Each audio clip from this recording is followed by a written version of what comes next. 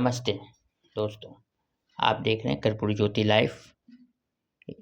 अंतिम में सब्सक्राइब करना ना भूलें। आप जो है कि यूट्यूब, फेसबुक, ट्विटर, इंस्टाग्राम पर फॉलो कर सकते हैं। अंतिम में सब्सक्राइब करना ना भूलें। सम्मानित सभी आए हुए अन्वेषक साथियों को मेरा नमस्कार। और खासकर मैं अपने खगड़िया जिला के तरफ से दूसरी बार मैं पूरे अन्वेषक की जो पूरे खगड़िया जिला में है कार्यरत उन सभी की तरफ से भी नमस्कार। विभाग के अन्वेषक आज जो अपने मांगों के लिए आप लोगों ने जो धरना यहाँ पर दिया है,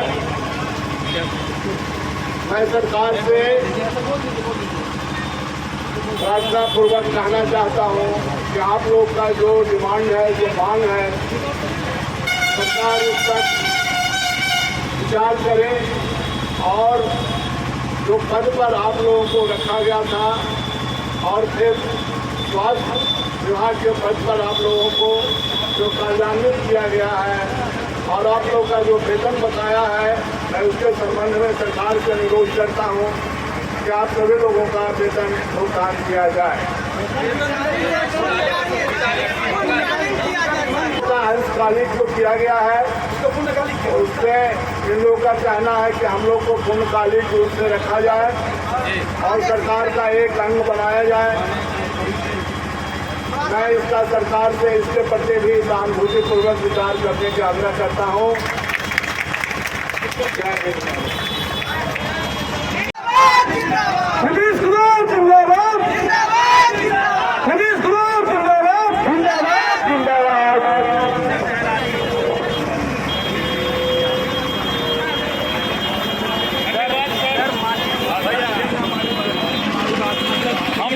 हम लोग सर शारीरिक शिक्षा स्वास्थ्य अनुदेशक है, यानी कि फिजिकल टीचर, खेल टीचर है।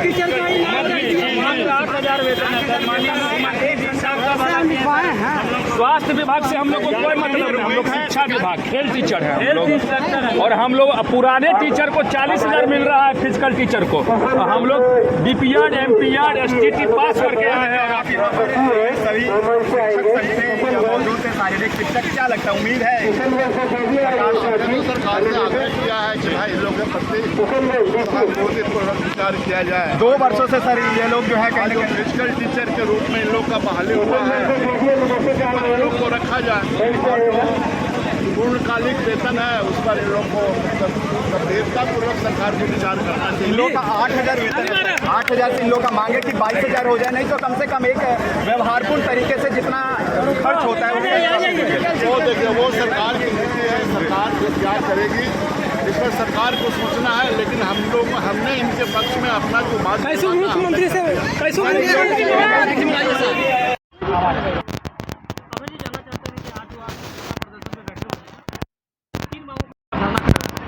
देखिए, पूरे बिहार में अभी पोस्टर लगा हुआ है कि नीतीश सबके हैं।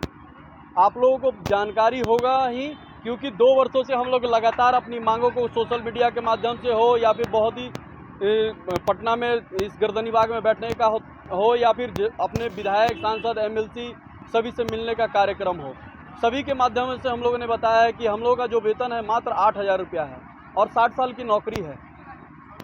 अब आप बताइए कि कहीं से भी ये व्यवहारिक नहीं है कि ये 60 वर्ष का नौकरी है, 8,000 रुपया। क्या 8,000 रुपया में कोई भी इंसान पूरा जीवन बिता सकता है, 1 महीना बिता सकता है?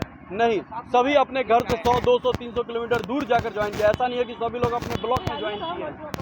आखिर सभी की सुनने वाले सरकार जो माननीय नीतीश कुमार है, आखिर इन हम अनुदेशकों से आखिर क्या दुश्मनी है? आखिर हमसे क्या गलती होगी कि हमें इतनी बड़ी सजा दी जा रही है? आपने ये नौकरी जो आप कर रहे हैं ये कितने सालों से आप कर रहे हैं? जी, अभी 2.5 सालों से हम लोग कार्यरत हैं सभी। अच्छा, जब आप लोग ने नौकरी ज्वाइन की थी तो किन शर्तों पे आपने ज्वाइन की? जी, मैं आपको बता दूं कि जब हम लोगों ने एस्टेट परीक्षा का एग्ज़ाम दिया था, उस समय पे कहीं भी ये जिक्र नहीं था कि हमारा जो वेतन है वो मात्र 8,000 रुपया होगा। इसमें बढ़ोतरी का जिक्र था? जी, वेतन का जिक्र ही नहीं था। अच्छा, वेतन का जिक्र नहीं? जी नहीं। तो वेतन का जो पहला पद वर्ग होता है उसमें कुछ और लिखा रहता है, दूसरा पद वर्ग में कुछ और लिखा हुआ है। तो यानी वेतन का जिक्र उस समय नहीं किया गया? जी नहीं। इसमें बढ़ोतरी होगा या नहीं होगा? वेतन कितना मिलेगा ये भी नहीं था। ये भी नहीं था? जी नहीं। तो फिर आप किस आधार पर आपने जो जब इस नौकरी को ज्वाइन किया तो उसके लिए क्या आपने माना था कि कि आपको क्या मिलेगा, या फिर आपने उस समय आपने सवाल किया था कि हमारा सैलरी बढ़ेगा नहीं बढ़ेगा, इन जी। चर्चा की थी? जी, सभी लोग यहाँ पे जितने भी ज्वाइन किए हुए मैट्रिक, इंटर, ग्रेजुएशन के बाद बीपीएड, एमपीएड, एस्टेट क्वालिफाइड हैं, समझ रहे हैं। उसके बाद हम लोगों ने एस्टेट एग्ज़ाम देने के बाद पदवर्ग होती है, पहली पदवर्ग में 4000 रुपये वेतन था, दूसरी पदवर्ग होती है, तो उस समय जो 2012 में जो 4000 था उसको बढ़ाकर 8000 रुपया किया गया। अब एक बात बताइए, जिन सामान्य शिक्षकों का 2012 में मात्र ये जानना चाहेंगे कि जिस तरह से आपको और इस बात की आपको जानकारी नहीं थी कि क्या सैलरी मिलेगा, क्या बढ़ोतरी होगा, तो आपने इस पद को आपने जो है चुना, आप इस पर कार्यरत हुए, उसके बाद आपको महसूस हुआ कि इतने में आपका काम नहीं चला, नहीं, तो इसके बाद आपका उसके बाद पहला कदम क्या था? पहला कदम देखिए क्या होता है कि हम लोगों ने एस्टेट क्वालिफाई किया, उसके बाद जब पदवर्ग होती है, एस्टेट एग्ज़ाम देने के बाद कोई भी परीक्षा जब आपकी निकल जाती है तो आपका आस जुड़ जाता है। हम लोगों ने आपको आज खेल विश्वविद्यालय बिहार में बना है, पहले बिहार में खेल विश्वविद्यालय नहीं था, कुछ जगहों पे बिहार में शारीरिक शिक्षा की पढ़ाई होती थी। आपको मैक्सिमम लोग भारत के अलग अलग राज्यों में जाकर सभी लोगों ने शारीरिक शिक्षा की डिग्रियां प्राप्त की हैं। क्या यही दिन देखने के लिए आज आप बिहार में खेल को बढ़ावा दे रहे हैं, लेकिन जिस विद्यालय जो प्राथमिक विद्यालय है जहां से बच्चे निकलेंगे, क्या ये जो भी इंफ्रास्ट्रक्चर बिल्डअप किया जा रहा है वो गरीब के बच्चों के लिए नहीं किया जा रहा है? अच्छा, तो आपने इसके लिए आवेदन कहाँ दिया? हर मैं क्या बोल रहा हूँ, एमपी हो, एमएलए हो, एमएलसी हो, सचिवालय हो, ऐसा मुख्यमंत्री सचिवालय हो, ऐसा कोई जगह नहीं है जहाँ पे हम लोगों ने आवेदन ना दिया हो। सालों में क्या आश्वासन मिला?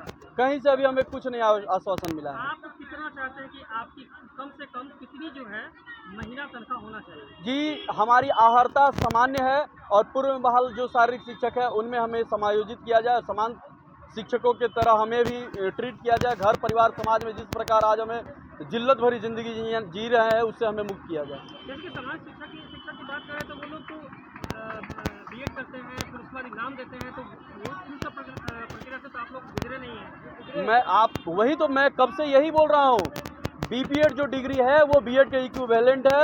उसके बाद हम लोगों ने एस्टेट एग्ज़ाम पास किया है, उसके बाद जिस प्रकार से छठा चरण में लोग विद्यालय में आए हैं, जी हम लोग उसी प्रकार से विद्यालय में आए हैं और नियोजन इकाई के तहत आए हैं। सरकार से क्या करना चाहते हैं? सबकी सुनने वाले सरकार माननीय नीतीश कुमार जी, माननीय मुख्यमंत्री सर से मेरा आग्रह है कि आज हम सभी शारीरिक शिक्षा स्वास्थ्य अनुदेशक घर परिवार समाज हर जगह जिल्लत भरी जिंदगी जी रहे हैं, हमें भी सम्मान दे, हमें भी जीने का हक दें। एक मिनट परिचय दीजिएगा अपना। निर्भय कुमार, शारीरिक शिक्षा स्वास्थ्य अनुदेशक, जिलाध्यक्ष जहानाबाद।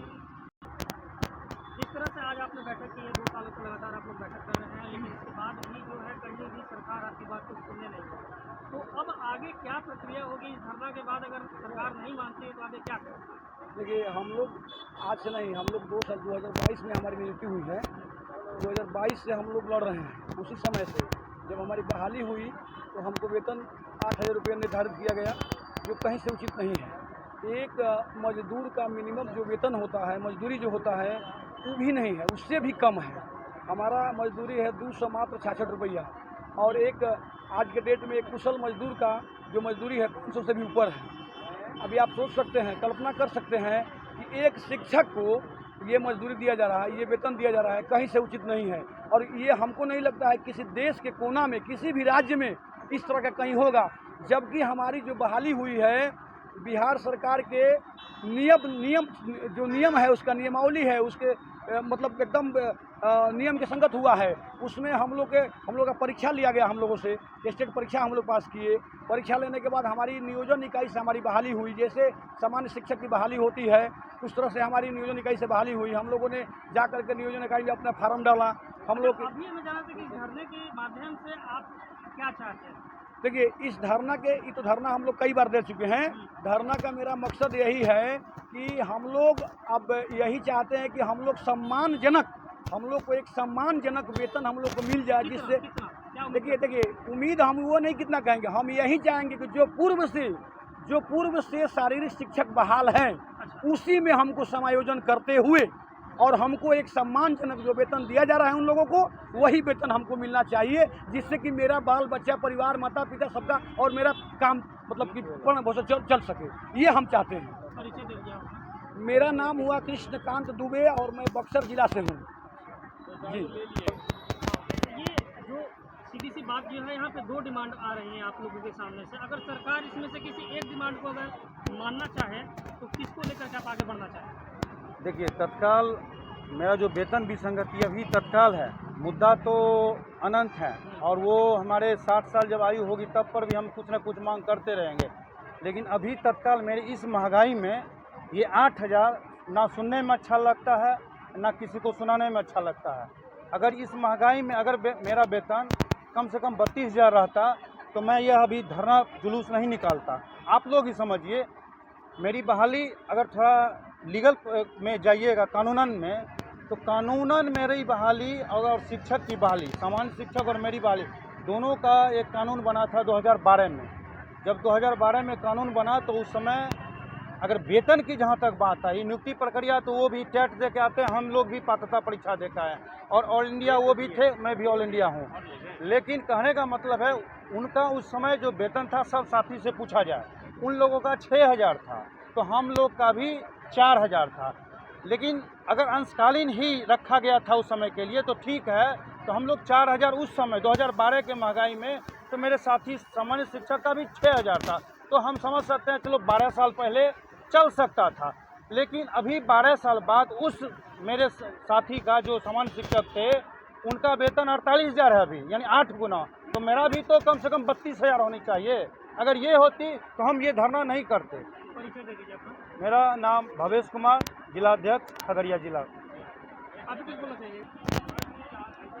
आपसे जानना चाहेंगे कि इस धरना के बाद, अगर आपका 2 दिन का धरना है आज और कल, अगर इसके बाद सरकार अगर नहीं मानती है तो आगे की रणनीति क्या होगी? बस मैं आपने अगर आपकी बात को नहीं मानती है सरकार, अगर हम लोग को बात को सरकार नहीं मानती है तो हम लोग जो आज गर्दनी बाग धरना स्थल पर हम लोग अपनी मांग को लेकर बैठे हैं, तो पुनः हम लोग अभी तो हम लोग प्रयास कर रहे हैं माननीय शिक्षा मंत्री जी के यहाँ और माननीय मुख्यमंत्री बिहार से हम लोग का उम्मीद है कि हम लोग को बात को सुनेंगे और हम लोग को जो वेतन विसंगति है उस पर निराकरण करेंगे। अगर नहीं होता है तो हम लोग पुनः इस स्थल पर अपनी मांग को प्रोटेस्ट के माध्यम से हम लोग उठाते रहेंगे। हरि कुमार, बक्सर।